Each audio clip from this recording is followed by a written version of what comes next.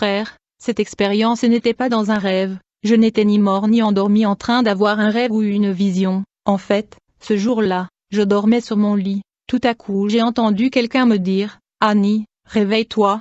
En fait, je sentais qu'il y avait une main humaine qui poussait mon corps afin de me réveiller. Quand je me suis réveillé, je ne pouvais pas voir le Seigneur Jésus lui-même, mais sa présence était là et il m'a parlé d'une voix audible. Lorsque le Seigneur m'a réveillé, il m'a dit « Annie, je ne veux pas vous donner ce message en rêve ou révélation car vous ne comprendrez pas et personne ne vous expliquera ce message. Je voulais que vous soyez éveillés, je voulais que votre intelligence soit active pour que le message soit bien clair. Je me souviens quand le Seigneur m'a réveillé, j'étais toujours allongé sur mon lit dans ma chambre. Tout à coup j'ai vu que ma chambre était illuminée par une lumière intense et j'ai eu peur, car je n'ai jamais expérimenté ce genre de lumière auparavant. Par peur, j'ai fermé l'œil et je me suis couché en me couvrant avec une couverture. Cependant, cette grande lumière pénétrait dans la couverture et des éclairs de lumière atteignaient mes yeux alors qu'elle était couverte. J'étais à l'intérieur de la couverture lorsque j'ai senti une main me tirer de la couverture. Je ne pouvais pas voir le Seigneur qui m'avait fait asseoir sur le lit comme un enfant.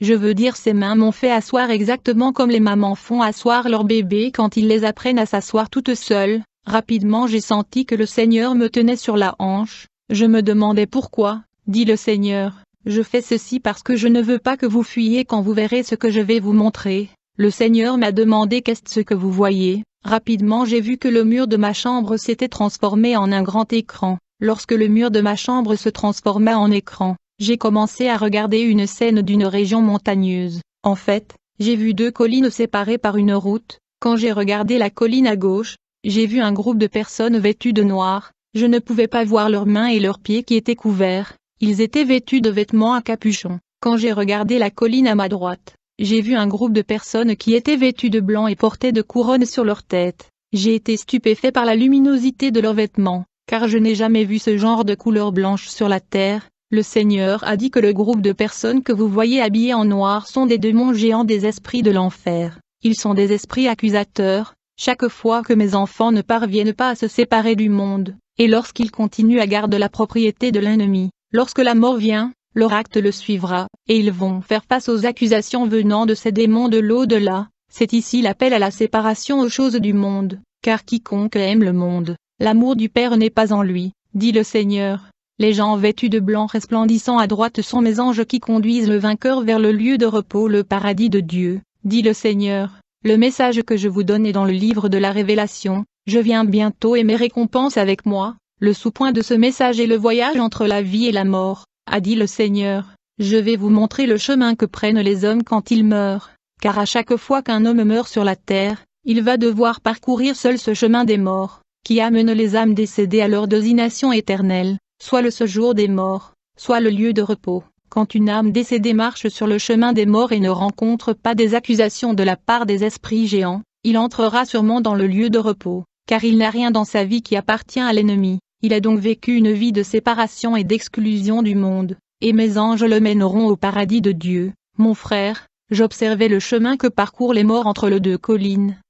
Quand tout à coup j'ai vu notre chantre, la sœur Marie Missaimou, la chantre nationale du gospel, on m'a fait savoir qu'elle avait conduit beaucoup d'âmes à Dieu avec ses chansons. Elle a sauvé beaucoup d'âmes avec ses chansons. Alors qu'elle marchait dans cette route des morts, j'ai vu ce brillant ange de Dieu qui l'entourait pour la recevoir. J'ai vite vu les anges de Dieu et la chanteuse Marie se mettre à chanter une chanson populaire d'adoration chantée par le chantre frère Alain. Ils chantaient et dansaient en se dirigeant vers le lieu de repos. Ils dansaient exactement comme nous dansons cette chanson dans notre pays sur la terre. Tout à coup, j'ai vu les esprits gigantesques. Ces accusateurs se sont précipités sur la route des morts où les anges et la sœur Marie chantaient. Ils se sont tenus devant les anges et ils ont dit « Cette femme n'est pas à vous car elle nous appartient ». Ils ont commencé à accuser la chantre de gospel. À ce moment-là, j'ai vu un esprit géant venir avec des cheveux artificiels. Autres esprits impurs est venu avec des cils et plaquages. Ces démons sont également venus avec des ongles artificiels. J'avais l'impression que nous étions comme dans une cour de justice. Ces démons se mirent à accuser ma sœur Marie d'avoir utilisé ces accessoires au cours de sa vie sur terre. Ils ont dit aux anges, cette chanteuse utilisait nos propriétés sur la terre. Elle ne voulait pas se séparer de nos objets. Frère, j'ai vu ces esprits géants projeter la vie de la sœur Marie sur un écran. Alors que son style de vie de tendance et mode était projeté, ils ont commencé à l'accuser. Ils ont dit aux anges de Dieu, Cette servante avait la peau sombre quand elle était fidèle à Dieu, mais quand elle a commencé à faire notre volonté, elle a blanchi sa peau afin de corriger Dieu qui lui a donné la peau noire. Elle voulait une peau claire. Elle a ensuite corrigé Dieu avec des accessoires. Le démon a fait remarquer aux anges le trou dans l'oreille de la sœur pour le boucle d'oreille et ils ont dit: elle ne serait pas en mesure de retourner la chair qu'elle a retirée pour pouvoir utiliser des boucles d'oreilles. Romains 8 verset 20. Ne laissez pas votre parure être extérieure, la tresse des cheveux et la mise des bijoux en or, ou la vêtement que vous portez. Mais cette dame a essayé de corriger Dieu. Puis j'ai observé un esprit géant qui montrait un pantalon de dame que la chanteuse portait sur la terre. Ces démons l'ont accusé d'avoir violé la loi selon ce qui est écrit dans le Deutéronome 22 verset 5.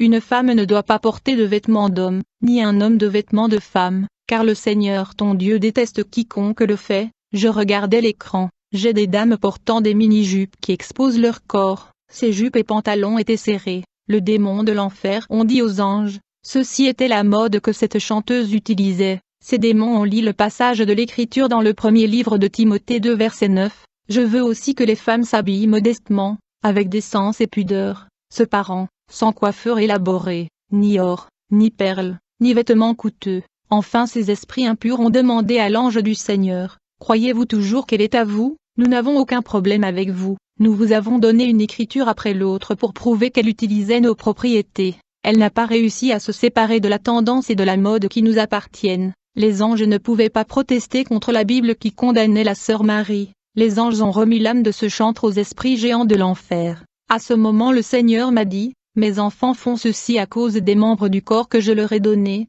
Si je leur enlève le cheveu de leur tête, ils auront du mal à utiliser des cheveux artificiels. Ils auront du mal à utiliser cils et plaquages si je retire leurs cils naturels. Ils auront du mal à utiliser des ongles artificiels si je leur enlève les ongles naturels dans les doigts. Le Seigneur dit: si une de mes filles veut entrer dans le lieu de repos du paradis de Dieu, elle doit garder ma parole, elle doit faire attention à ma parole, sinon elle sera accusée par des esprits impurs. Quiconque utilise les propriétés de l'ennemi sera confronté aux esprits accusateurs dans l'après-vie. Lorsque le chantre de gospel fut emmené au séjour de mort, j'ai vu une autre scène à l'écran. En fait, j'ai vu un homme marcher dans ce route de mort. Il était un pasteur, et il a été reçu par les anges. Alors qu'ils marchaient tous vers ce chemin des morts, j'ai vu les esprits géants se poser devant eux. Ils ont dit aux anges du Seigneur: cette âme nous appartient. Ils ont fait remarquer le tatouage et l'incision sur son corps. Ils ont dit aux anges: ce tatouage et cette incision nous appartenaient. Puis ils ont lu la parole de Dieu dans Lévitique 19 verset 28 qui dit: tu ne feras pas de bouture dans ta chair pour les morts, ni de tatouage et des marques sur vous, je suis le Seigneur. Les anges de l'enfer ont pris ce pasteur et l'ont emmené au séjour de mort. Puis j'ai vu une autre âme décédée marchant sur le chemin des morts. C'était une femme qui était intercesseuse et elle a été reçue par l'ange de Dieu. Mais le démon géant a commencé à l'accuser et à réclamer son âme. Ces démons ont amené un vêtement qui appartient à cet intercesseur. Ils ont dit aux anges de Dieu: cette dame est censée être le vôtre, mais elle est allée visiter la place d'un médecin autochtone. Ce jour où elle a consulté le médecin autochtone, elle portait ce vêtement particulier, que nous avons ici dans notre disposition comme preuve. Car chaque fois que des personnes divines se rendent chez un médecin autochtone et des mystiques, nous gardons la preuve. Nous conservons le vêtement qu'elle portait ce jour-là comme preuve de la violation de la loi divine. Nous avons même la date à laquelle cette sœur a visité le mystique. Ces démons sont allés lire Lévitique 19 verset 31. Ne vous tournez point vers ceux qui évoquent les esprits, ni vers les devins, ne les recherchez point, de peur de vous souiller avec eux. Je suis l'Éternel, votre Dieu, me dit le Seigneur. Dis à mes filles que ceci est la fin des temps, qu'il fait nuit, qu'elles doivent être fidèles à leur assemblée. Elles doivent cesser de changer des églises car beaucoup d'églises ne m'appartiennent pas. Beaucoup de pasteurs sataniques initient leurs membres. Je suis le donateur de grâce. Je donne à mon peuple la grâce et la capacité pour qu'ils puissent servir l'église locale. Beaucoup se sont rebellés contre leur pasteur. Le Seigneur me montra une ampoule avec un fil, dit le Seigneur. L'ampoule est le croyant mais le fil est le prédicateur. L'ampoule qui est le croyant reçoit l'énergie électrique du fil. Chaque fois que les gens quittent l'église ils sont déconnectés du fil et sont coupés et sont vides. Quand les gens quittent l'église, ils sortent vides. Ils rejoignent le faux prédicateur qui sont en accord avec le démon. Ils peuvent prophétiser. Cela se produira. Ces prédictions de faux prophètes vont sûrement s'accomplir. Mais ils ne sont pas de moi. Beaucoup suivent la prophétie et rejoignent le faux prophète. Ils sont initiés, dit le Seigneur. Dis à mes enfants de rester dans leur assemblée. dis-leur de marcher dans la sanctification, ensuite ils pourront me demander ce qu'ils veulent, je leur révélerai le mystère sur leurs problèmes, s'ils peuvent me chercher je leur parlerai directement ils entendront ma voix, mais beaucoup errent. Hébreux 13 verset 17 Obéissez à vos chefs et soumettez-vous à eux, car ils veillent sur votre âme comme ceux qui doivent rendre des comptes, ne suivez pas les gens qui se rebellent contre leur pasteur, il y a une malédiction sur eux.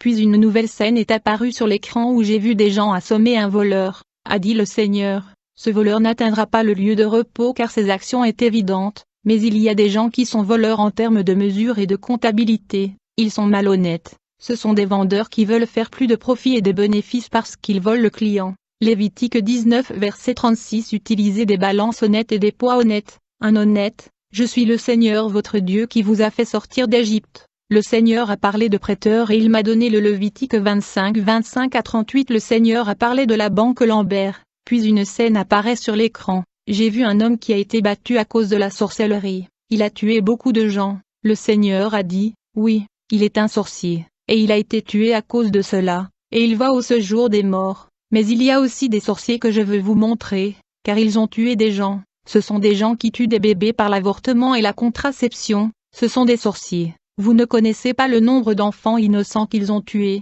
J'ai dit à l'humanité dans Genèse 38 verset 6. Quand Onan eut des relations sexuelles avec Tamar, il se retira avant son orgasme et renversa sa semence sur le sol, car tout enfant né ne serait pas légalement considéré comme son héritier. Mais j'ai tué Onaon, de même que beaucoup d'hommes éjaculent en dehors de leurs femmes, le Seigneur a dit. Allez dire à mon peuple que je ne suis pas content que des hommes éjaculent et répandent leurs semences loin du corps de leurs femmes, et je ne suis pas contente de l'avortement et de la méthode contraceptive, y compris le condom, c'est un crime. Puis le Seigneur a dit, laissez-moi vous montrer comment ils avortent. J'ai vu à l'écran beaucoup de bébés avec beaucoup de sang dans la bouche. Le Seigneur a dit que le sang que vous voyez est le sang qui sort de la mère quand la mère avorte le bébé. Puis j'ai vu un autre bébé avec des médicaments dans la bouche. Le Seigneur a dit que cela se produisait lors d'un avortement lorsque la mère prenait des médicaments pour avorter. Le Seigneur me montra alors la pilule et la contraception. Le Seigneur dit, que le bébé soit tué par l'avortement ou par la contraception, nous sommes dans la même situation. Ceux qui tuent par l'avortement ne sont pas différents de ceux qui ont tué par la contraception. Ils sont tous deux meurtriers. Le Seigneur dit que les bébés avortés ne sont pas différents des bébés victimes de contraception, ils sont tous des êtres humains, a dit le Seigneur. Le calcul mathématique des enfants est entre mes mains, c'est pourquoi je suis en colère contre celles qui avortent et utilisent de contraceptifs. Si la naissance était dans la main de médecins, les femmes ne seraient pas stériles parce que le médecin aurait pris le bébé d'une ventre et l'auront transféré dans une autre, a dit le Seigneur Jésus. Lorsque l'homme et la femme sont mariés, je connais à l'avance le nombre de leurs bébés. Qu'ils soient 5 ou 10, vous direz aux couples chrétiens, si j'ai prévu pour eux d'avoir 5 ou 10 enfants, ils doivent laisser ma volonté être faite, ils doivent donner naissance aux enfants que j'ai planifiés pour eux, ils ne doivent pas utiliser de contraceptifs pour arrêter ou contrôler la naissance, ils doivent avoir des relations sexuelles normales sans contraceptifs et condoms, car j'ai planifié à l'avance le nombre d'enfants qu'ils sont supposés avoir, s'ils ont recours à un contraceptif afin d'arrêter un enfant qui devait naître, c'est un crime. Ces enfants morts de contraception et de préservatifs ne sont pas différents des enfants avortés car ils étaient dans mon plan. Je suis celui qui contrôle la naissance. Cependant si mes enfants ne veulent pas avoir plus de bébés,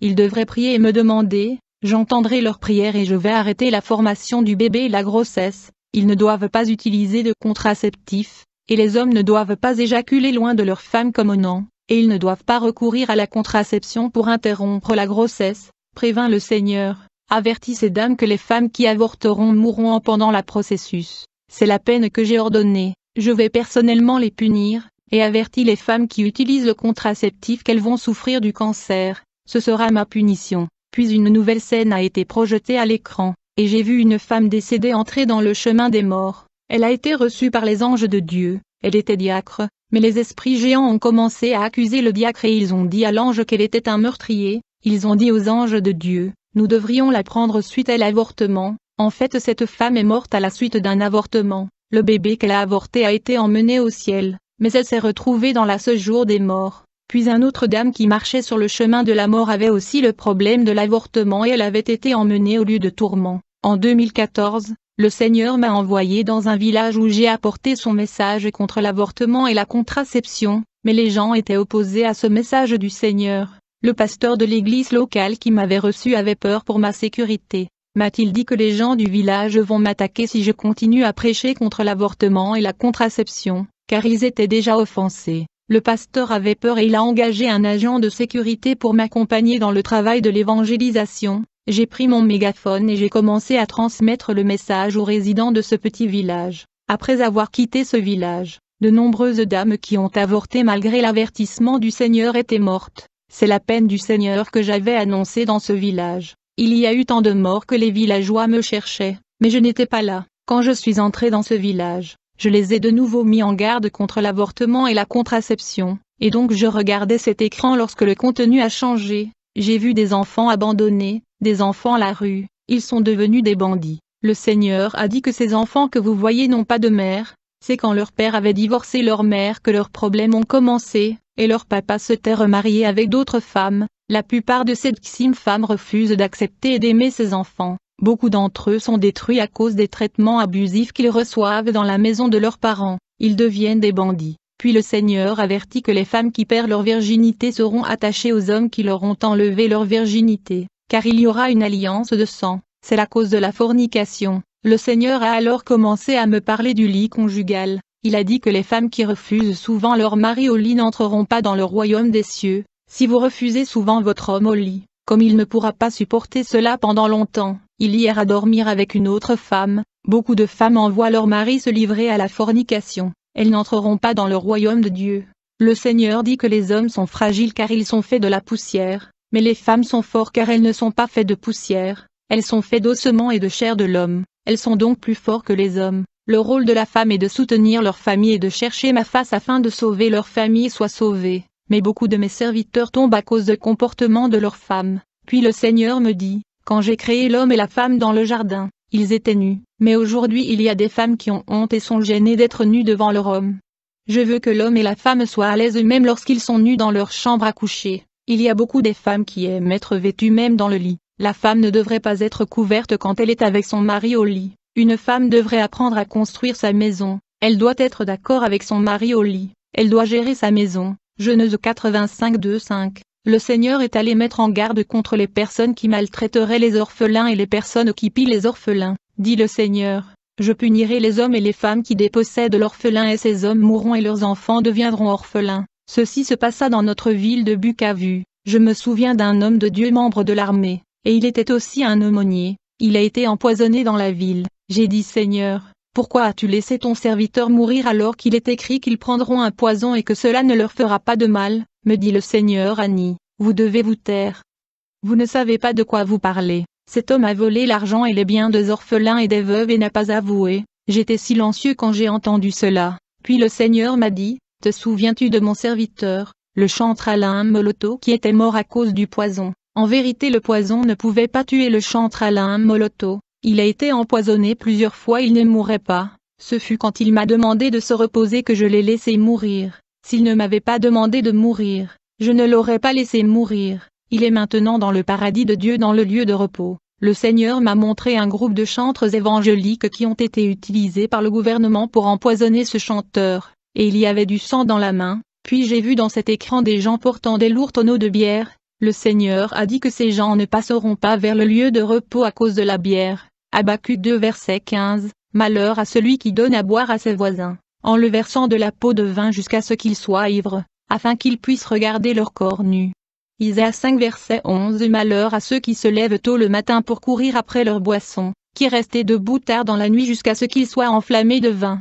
Ils ont des harpes et des lyres lors de leurs banquets, des pipes et des timbrelles et du vin, mais ils ne se soucient pas des actes de l'Éternel, ils ne respectent pas le travail de ses mains, dit le Seigneur. Dites à qui que ce soit qui veut changer, la laisse changer. Ceux qui refusent de changer ne doivent pas mourir. Ceux qui ne recherchent pas activement la vie éternelle ne passeront pas la route des morts avec succès. Le Seigneur m'a donné la conclusion Ésaïe 1:7.